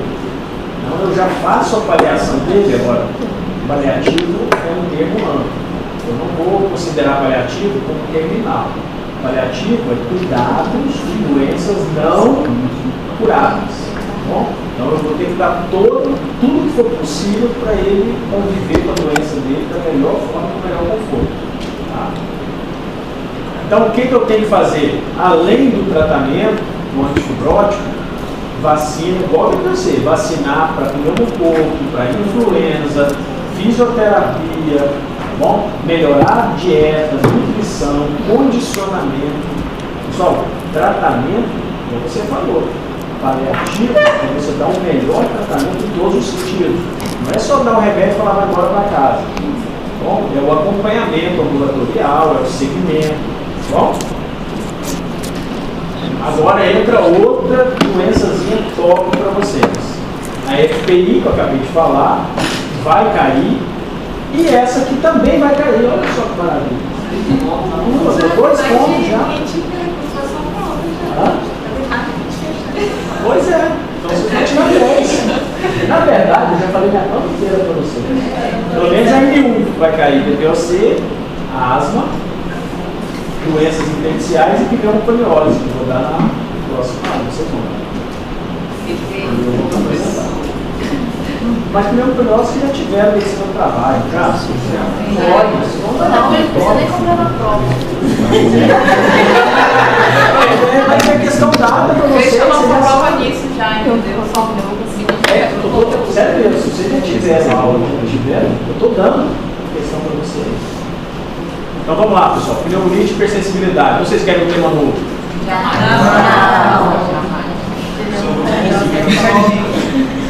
Já dei a prova para vocês, estou até com vergonha já. Ó. Pessoal, exposições prolongadas. O que causa pneumonite e hipersensibilidade? Exposição prolongada a alguma substância orgânica ou inorgânica. O que é o mais padrão? É mofo e proteína de ar. Tá? Então, ficar atento, é aquela história que eu contei para vocês. Mofo não é uma coisa tão tranquila. E excretos de aves, a gente tem que ficar sempre atento a isso. Tá bom? Não é comum tabagismo, é uma das doenças que o tabagismo protege. Vocês não vão aceitar, eu tenho certeza. Diminuição da resposta alveolar. Tá bom? Sinais e sintomas que tendem a depender do modo de início. Ela pode ser aguda, crônica ou subaguda.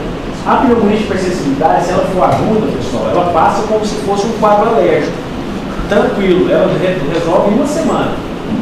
Mas ela pode cronificar. Ela vai ficando. Tem gente que não responde tão bem ao corticoide. A gente não sabe por quê. Algumas pessoas respondem muito bem, outras ficam indo e voltando. Mas o principal é você tirar a exposição. O problema é que as pessoas não sabem qual exposição está causando. E aí ela fica sendo repetida aquela exposição e nunca melhora. Aí vai formar fibrose. E quando ela cronifica, aí já entra naquele estágio já terminal. Tá? Então apenas uma pequena proporção de expostos desenvolve sintomas. Na maioria dos casos, somente depois de semana a mês de exposição e sensibilização. Isso aqui funciona igualzinho reação tipo 1 de gel e cubos, lembra? Você tem as 3 tipos de reações, quem lembra? 4. Reação de hipersensibilidade tipo 1, 2, 3 e 4, lembra? Tipo 1, qual é? tem a IgE, tem a sensibilização dos mastócitos, segunda exposição, degranulação, reação de hipersensibilidade, é o que dá na rinite, na alergia, né? Tipo 2. É o que dá no lúpus, é a reação citotóxica. Um anticorpo dirige contra a célula e ativa ali o complemento e causa uma reação inflamatória. Tipo 3, reação antígeno-anticorpo. O antígeno e anticorpo na circulação, ele entra em contato, ativa o complemento e deposita no órgão. É o que? Por exemplo, a glomerulonefrite difusa aguda pós-estreptocócica. E a tipo 4 tem a tardia, que é o que? A dermatite contato, é o linfócito depositando diretamente na célula. Tá? Esses 4 mecanismos de hipersensibilidade é a fisiopatologia de toda imunologia. Toda doença imunológica vai estar num desses mecanismos fisiopatológicos. Tá? E esse aqui é mais parecido com a tipo 1, que é o tipo alérgico. Bom, por isso que ela responde bem ao corticoide.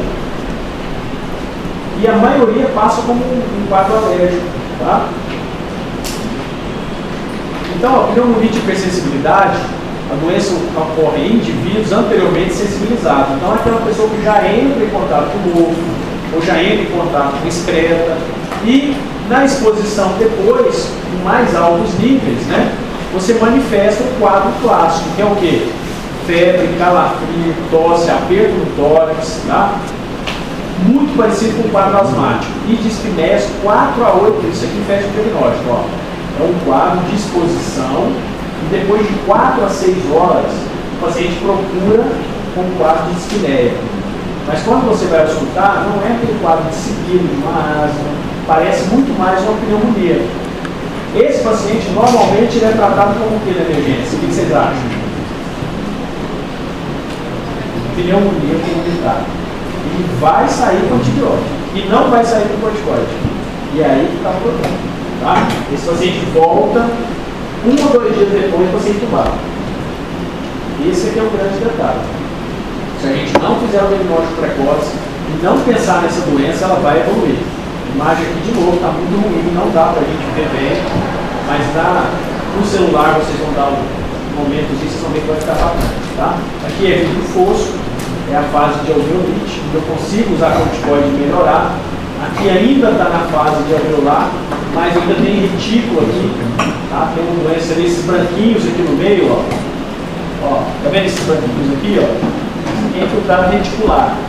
Aqui é vidro fosco, ele está mais claro que aqui, ó. Então você tem vidro fosco, infiltrado reticular e pulmão normal. Isso é 3 lesões no mesmo pulmão. Isso é tipo de pneumonia de hipersensibilidade. Tá? Pneumonite crônica, olha o que já aconteceu. Quando ela cronifica, começa a fibrosar. Já tem fibrose no pulmão, olha aqui. Ó. Então aquela pneumonite que não melhorou, que eu não tratei direito, ela vai cronificar. Tá?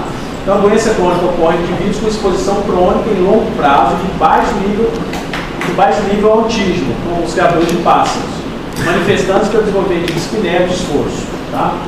A pneumonite subaguda é o mesmo quadro da crônica, só que ela tem uma duração mais leve. Ela dura meses, ela pode ficar indo e voltando, mesmo tratando. Tá? E normalmente a subaguda, ou ela resolve, ou ela vai cronificar. Tá? O que a gente vê é que quem evolui para subaguda, dificilmente a gente consegue curar, ela vai evoluir para crônica. E aí fica uma doença grave. Tá? Principalmente afastar do agente, pessoal. Esse aqui é o principal. Se eu não descobrir o fator, eu não vou conseguir melhorar essa doença nunca. Por isso que ela vai ficar subaguda e crônica. Tá? E iniciar corticoide por 2 a 4 semanas, tá? Eu não botei, mas é 2 a 4 semanas. E pode estender na crônica, eu uso às vezes 6 vezes. E aí eu posso associar também imunossupressor. Tá? Mas normalmente o tratamento padrão é corticoterapia. Sarcoidose, pessoal, vocês vão ouvir muito falar dessa doença, é uma doença que afeta todos os órgãos, é uma doença imune, é uma doença granulomatosa, tá? E ela não é tão difícil de diagnosticar desde que você pense nela. Tá? Então, o que é comum? Ela dá fraqueza, astenia, febre, perda ponderal, dor torácica. Isso aqui é muito geral, não dá para você pensar só com essas manifestações sistêmicas, né? Mas vão ter algumas coisas que vão te chamar a atenção. Tá? O acometimento pulmonar é 90% dos casos. Tá? E a incidência maior, sexo feminino, segunda a quarta década de vida. Então, assim, eu nunca vi homem com sarcoidose. Muito difícil. Mas já vi mulher com sarcoidose. Tá bom? Não é uma doença rara de se fazer diagnóstico, vou mostrar para vocês. Então, é uma doença granulomatosa, crônica, sistêmica, área de acometimento além do pulmão. Pele, o que dá na pele? Eritema nodoso. Então, se você pegar mulher jovem com eritema nodoso e infiltrado intersticial pulmonar, o que vocês vão pensar? Sarcoidose. Tá? Pega coração, faz miocardite. Chamada miocardite, células gigantes. Tá? Pega sistema nervoso central, pode fazer meningite e pode fazer lesão do sétimo par. Então, como que ela pode aparecer para vocês? Com uma paralisia facial periférica. Quem já viu paralisia de Bell aqui? Ela aparece às vezes com paralisia facial. Então, se você pegar uma mulher de 40 anos com paralisia facial, infiltrado pulmonar e eritema nodoso, olho, pode pegar? Pode. O que toda doença imunológica adora no olho? Se tiverem aqui inflamatório. Uveíte anterior. Tá? Sempre que vocês ouvirem falar de uveíte anterior, pensa em doença autoimune. Tá bom? Então, tem que saber um pouquinho de oftalmo? Tem. Vocês vão ver que vocês estudaram síndrome de Heidel? Não?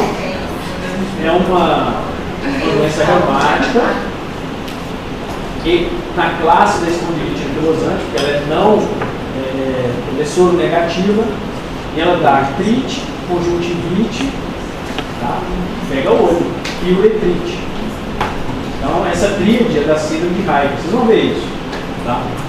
Mas isso é só para lembrar, não tem nada a ver com isso aqui. Tá? Aqui eu só tenho que saber que a sarcoidose pega todos os órgãos: mediastino, pele, coração, cérebro, retina, glândula lacrimal. O paciente tem uma síndrome chamada Mikulicz, que ele fica com uma parótida inchada. As duas parecem uma parotidite, tá? E na verdade é uma inflamação pela sarcoidose. Inflama os ductos salivares. Tá? Chama Mikulicz. Assim. Então é uma doença muito rica, ela pega todas as especialidades. Então a gente precisa, pelo menos, conhecer essa doença, saber que ela existe. Porque ela pode aparecer para vocês. Aqui está uma sarcoidose já avançada. Aqui dá para a gente ver todas as lesões, pessoal. Olha só, bacana. Aqui eu vejo fibrose, tá vendo aqui, ó? Debaixo do lado da pleura, olha como é que está irregular aqui, tá vendo? Isso aqui é fibrose. Tá vendo essas faixinhas brancas? Isso é infiltrado septal, que a gente chama de reticular. Olha lá, ó. Reticular. E aqui eu vejo um pouco de fabrolamento. Parece favo de mel. Aqui, ó. Parece favo de mel. Então aqui é um quadro de fibrose já avançada, onde chegou nessa fase, eu também não tenho tratamento curativo. Eu posso usar aqueles antifibróticos que eu usei na FPI? Posso. Aqueles antifibróticos são usados para todas as doenças numa fase final de fibrose pulmonar. Tá? Mas a descrição clássica é na FPI. Tá bom? Diagnóstico, clínica, mas evidência de granuloma. Então eu tenho que fazer a biópsia. É uma doença que sem a biópsia eu não consigo fechar esse diagnóstico. E o que eu biopsio? Gânglio. Porque o paciente vai ter linfonodomegalia generalizada. Então vai ter linfonodo no pescoço, na axila, no mediastino. Tá? Tratamento, para avaliar. Medicina sem corticoide e antibiótico, vocês podem ir embora para casa. Né? Então, não sabe o que tem, mete meticortem. Você ouviu falar? É corticoide, né? Então, o corticoide trata tudo, pessoal. Ó. Corticoide mais imunossupressor. Eu uso para todo mundo? Não. Se eu tiver uma sarcoidose que eu não tenho lesão de órgão, eu não preciso tratar com nada, eu vou observar. Então, por exemplo, eu fiz um diagnóstico de sarcoidose baseado na história, eu vi que ela tem eritema nodoso, mas não pegou nenhum órgão interno. Eu não preciso entrar com corticoide. Mas se ela evoluir com lesão pulmonar, lesão ocular, lesão cardíaca, aí eu vou entrar com corticoide. Tá bom? Então, causas, ó. envolvimento ocular, cardíaco, hepático, cérebro, sintoma respiratório, se a lesão da pele for desfigurante. Vocês tiveram dermato? Vocês vão ver uma lesão chamada lúpus pérneo, que é um lúpus que ataca o nariz. Tá? Todo mundo acha que a doença é do lúpus, mas ela é da sarcoidose. Chama lúpus pérneo, mas não é lúpus, é sarcoidose. Tá bom? Então é uma lesão que dá no nariz que é desfigurante. E às vezes a gente precisa usar corticoide. Tá? E doença medular, porque ele também pode afetar a medula. E você lembra que eu falei dos macrófagos da sarcoidose produzem vitamina D? E ele aumenta o cálcio. Então, no laboratório, uma coisa que vai atinar vocês é a hipercalcemia. Tá bom? A PINE, pessoal, o que eu quero que vocês saibam disso? Que ela existe. E ela vai estar associada com doença reumática. Ponto. Então, pneumonia intersticial não específica, normalmente eu tenho que pegar e tentar achar alguma doença reumática. Porque quando eu fizer a biópsia ou fizer o raio-x, o que vai vir para mim? Pneumonia intersticial não específica. Se ela não é específica, eu vou procurar doença reumática. Tá bom? Então gravem isso, que isso está em prova. Então, padrão tomográfico específico, predomínio periférico, olha aqui, ó. O predomínio é só, parece a FPI, né? Só pega a periferia, olha lá, ó. Tá vendo aqui, esse branquinho aqui, ó? Então está pegando mais periferia do pulmão, tá? Reticulado, vidro fosco, bronquiectasia, bronquiolectasia de tração, ele pode dar tudo. Então essa PINE, se você pegar um paciente com artrite reumatoide, o padrão de PINE ele vai ter vidro fosco, ele vai ter reticulado, aqui tem tudo, ó. Vou mostrar para vocês, ó. Padrão reticulado, ó o reticular aqui, ó. Tem micronódulo aqui, ó, são umas bolinhas bem pequenininhas aqui. Talvez pegou bronquíolo também, tá? Tem vidro fosco aqui na base. Então, se você olhar, aqui tem de tudo um pouquinho, ó. Tem um espessamento do feixe broncovascular aqui, ó. Então, ela é super rica de lesão, tá? Mas o que vai me chamar a atenção? Às vezes é um paciente com dor articular, tem artrite, né? Vocês sabem muito bem os critérios de artrite reumatoide, não lembra? Rigidez matinal maior que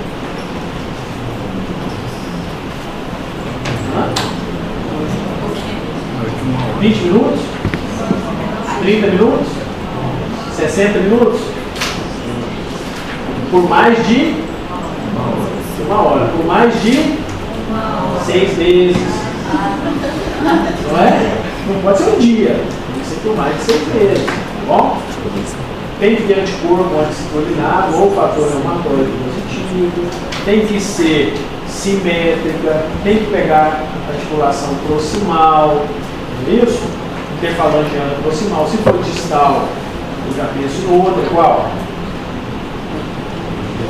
Artrite de interfalangiana distal, eu penso em artrite reumatoide, sim ou não? Não. Eu penso em artrose, nódulo de Ehlers e Bouchard, isso? E eu posso ter o quê? Mão em pescoço de cisne, não tem isso? Dedo em pescoço de cisne e dedo em martelo, não é isso? Desvio lunar da mão. Então, pessoal, isso aí, eu peguei uma paciente com essas características, eu vejo uma tomografia desse padrão, o que eu vou pensar? PINE, pneumonia intersticial não específica. A gente costuma chamar isso de pneumonite reumatoide. Tá bom?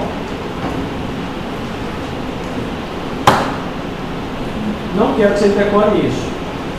Granulomatose com poliangeite. O que é isso, pessoal? É chamada de granulomatose de Wegener. É uma doença autoimune, reumática, vascular. Aqui é uma inflamação do vaso do pulmão. Causa uma inflamação dos vasos pulmonares. Qual o risco que esse cara tem? De fazer sangramento pulmonar, tá? Fazer hemorragia. Agora, o que ele apresenta? É uma vasculite sistêmica, porque não é só pulmão que ela pega. Ela pega nariz, o paciente pode pegar corda vocal, pode pegar os nervos, fazer neurite, polineurite. Tá? O paciente ele pode apresentar cavitações pulmonares, fazer igual ao TB. Então é uma doença multissistêmica. Mas o que chama atenção? Eu dosar esse anticorpo aqui, ó, lembra de ANCA. O que mulher não gosta de ter? Anca grande, não é isso? Não é? O que é anca? Sabe anatomia, não? Cintura. É o nome não leigo. Anca é leigo ou não leigo? Leigo, gente. Você vai chegar com a minha anca é grande. Anca não é anatômica. Mas isso vai gerar em vocês o quê? Vocês nunca vão esquecer de quem? Da anca. Tá bom? Então, pensou em granulomatose, o que vocês vão pedir? Anca. Tá bom? Se vier anca positivo, pessoal, é grande chance de ser granulomatose de Wegener ou granulomatose com poliangelite. O que essa doença pega? Olho, nariz e ouvido, pulmão, rim. São doenças chamadas pulmonar renal. Toda doença que associa pulmão e rim e de origem autoimune, pensar em granulomatose de Wegener. Tá bom? Sempre. Chegou paciente para mim, jovem, com pulmão comprometido e rim, eu pesquiso isso aqui.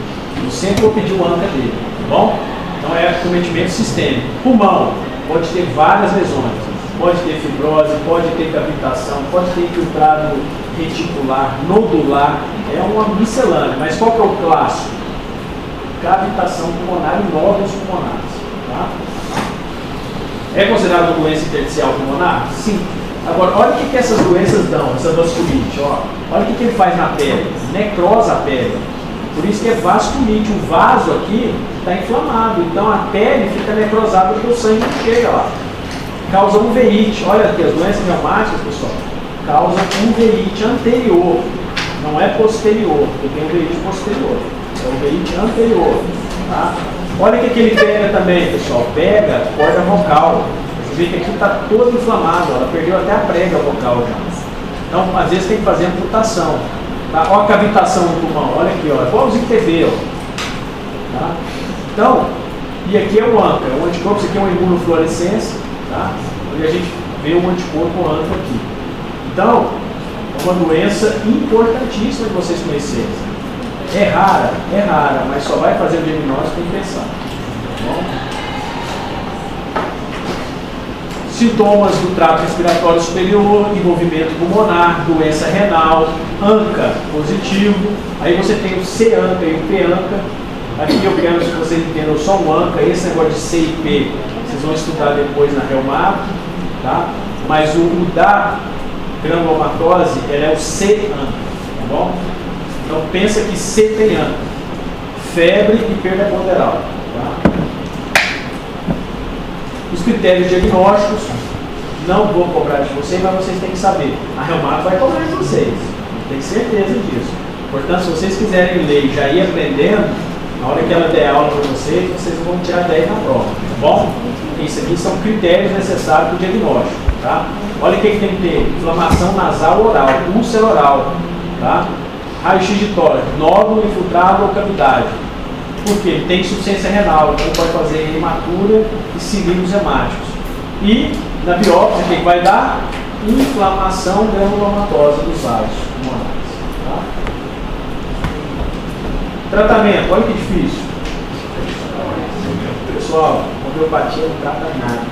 Se não for corticoide e antibiótico, já era. Você vê que a medicina, todas as doenças, tudo corticoide e antibiótico. O que a homeopatia trata? Neném. Você não quer dar remédio, não é? Então, assim, eu já vi pessoal, por que eu estou falando isso? Porque um dos argumentos, ainda mais aqui na região norte, eu já vi muito isso. Não, doutor, eu vou tentar uma homeopatia, eu dói o coração, porque senão vai ser enganado. Não vai resolver. Não resolveu com corticoide, quimioterapia e antibiótico, vai morrer. Doença grave, não tem solução, tá bom? E corticoide, pessoal, o que a gente trata? Prednisona, 1 mg por quilo, é dose alta, é dose imunossupressora, tá bom? E eu, se tiver lesão renal, o que eu vou associar? Ciclofosfamida, tá? Para ilustrar para vocês que a doença não é tão rara, eu tenho um tio que morreu de granulomatose de Wegener, 46 anos. Ele ficou para fazer o diagnóstico 1 ano. Sabe por quê? Porque ele começou com rouquidão. Ia para o hospital, boquidão, todo mundo achava que era CA de laringe. Biopsiou, veio inflamação granulomatosa. Todo mundo pensou, será que ele está fazendo sarcoidose, amiloidose?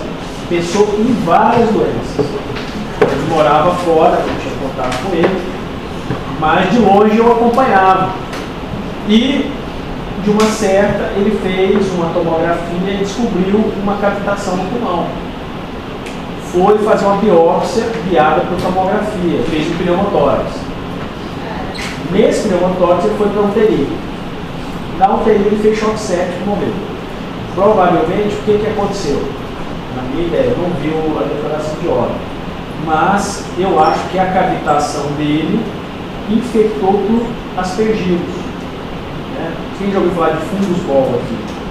O aspergilos ele pode infectar uma cavidade de TB ou qualquer outra cavidade.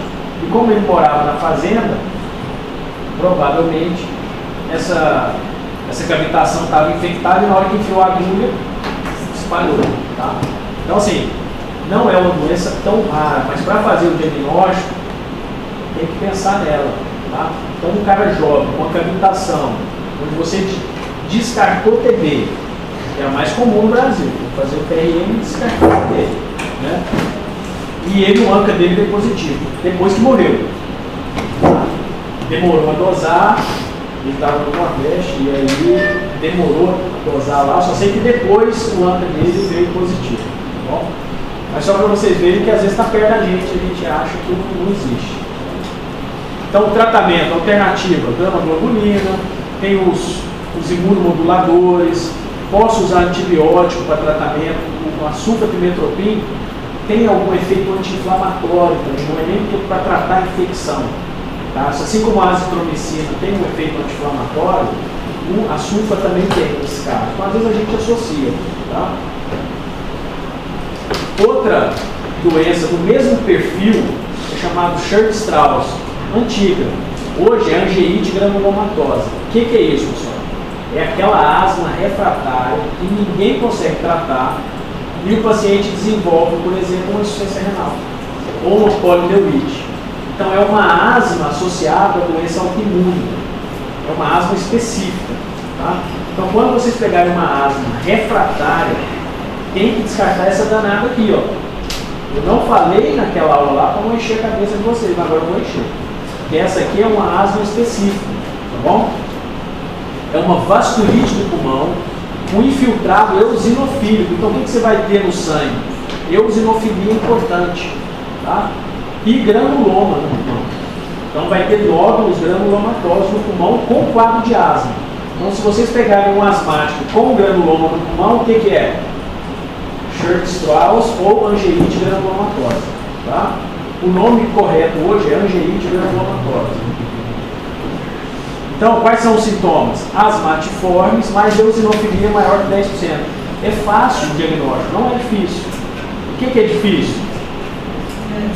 Ficar acordado. Ou pensar. Né? Mas vai dar certo. Vão acertar ela na prova. Ó, neuropatia, pessoal, tem ou não tem? O que é neuropatia? O paciente começa a desequilibrar, não conseguir andar. Aí você vê um asmático que está começando a cambalear, perdendo a força na perna, tá? Infiltrado pulmonar. Vocês vão pensar em uma coisa diferente. Pô, essa asma não está comum. Angeite granulomatosa. O que vocês vão dosar, pessoal? Aquela danada do ANCA também. Só que aqui, olha o que tem aqui na frente, um P. Então, na outra é um C. O que vai diferenciar é que Church-Strauss, você tem o quê? P. E na granulomatose de Wegener, você tem o C. Tá bom? Tá chato, né, pessoal? Tá chato?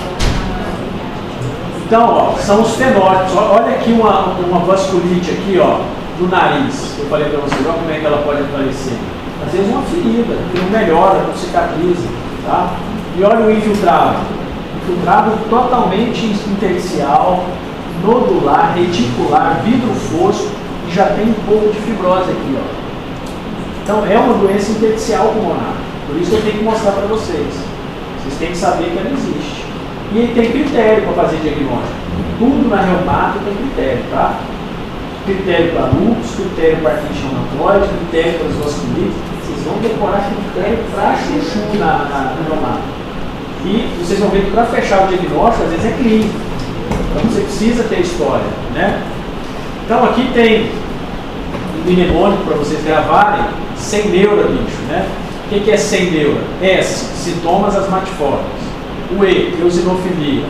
N, mononeurite, poloneurite. Tá? Infiltrados pulmonares, migratórios. Tá? Alteração dos seios paranasais e biópsia com infiltrado eosinofílico extravascular. BI de biópsia, né? E A de alteração dos seios paranasais. Então, assim, é difícil decorar, eu sei disso, mas eu preciso pelo menos 4 critérios desse aqui. Então, isso vocês vão ter que decorar mais cedo ou mais tarde. Então, já vão acostumando aí, já vão dando uma olhadinha. Tá bom? Tratamento, pessoal, vamos lá. Difícil, hein? Corticoterapia com metilprednisolona mais ciclofosfamida, tá bom? Não precisa decorar isso, mas vão cobrar isso na reumato de vocês. Eu vou deixar aqui só para ajudar vocês, tá bom? Então, corticoide sempre com imunossupressor. Isso é um padrão no mundo inteiro.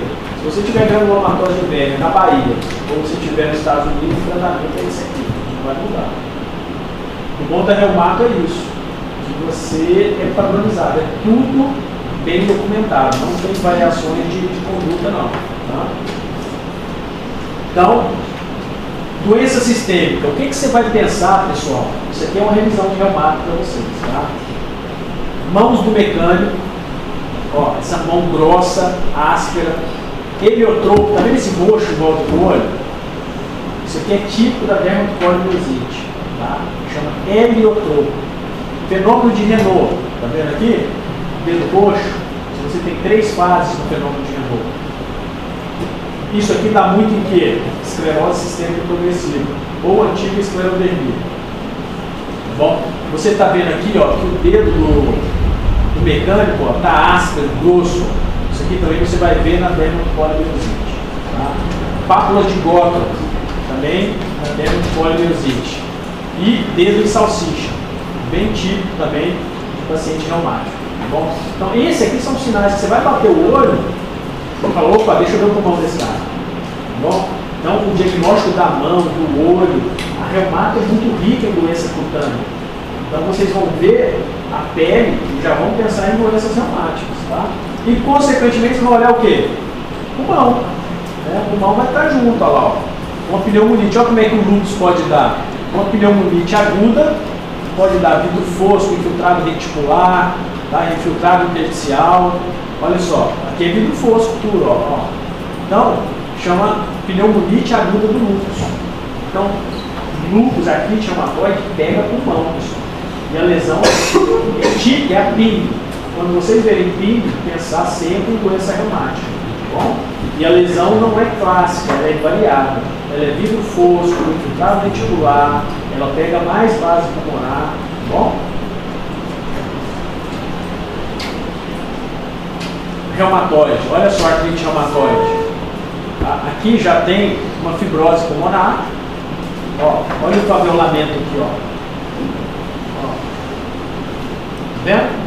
Aqui nódulos por reumatoide, olha os nódulos reumatoides aqui, ó. Parece uma cavitação, tá vendo? Isso é um nódulo pulmonar. Quem vai pesquisar TB, com certeza, olha aqui, ó. Aqui e aqui. Vocês lembram de uma pneumoconiose associada com nódulo pulmonar no doente reumático? Síndrome de Kaplan. Lembra disso aí? Lembra disso? A silicose, você ouviu falar? Então, isso aí é importante, está associado até com doença do trabalho. E, para finalizar, eu sei que é muita coisa, mas eu não gosto do Satã, mas eu quero que vocês gravem, tá? As doenças parasitárias que causam eosinofilia e ciclo pulmonar. Quais são? Estrongiloides, a estrongiloidíase, ancilóstomas novenares, toxocara. O que é toxocara? Pensou isso? É uma questão é um parasita do cocô do cachorro, tá bom? Ascaris lumbricoides e Necátora americanus. Pessoal, isso aqui despenca em prova de pediatria, onde vocês quiserem. E na pneumo, vocês vão pegar criança com alterações radiológicas, infiltrado intersticial, com isso aqui, ó, não com satã, mas com parasitas, tá bom? Então, pessoal, por hoje é só. Eu sei que a aula é muita coisa, eu tentei compilar tudo para você, mas o que eu quero que vocês, para minha prova, saibam disso aqui: FPI e pneumonite de hipersensibilidade. Foca nesses dois, tá bom? O resto é para a vida de vocês. Combinado? Então, tá bom. Você tem 10 minutos aí para estudar.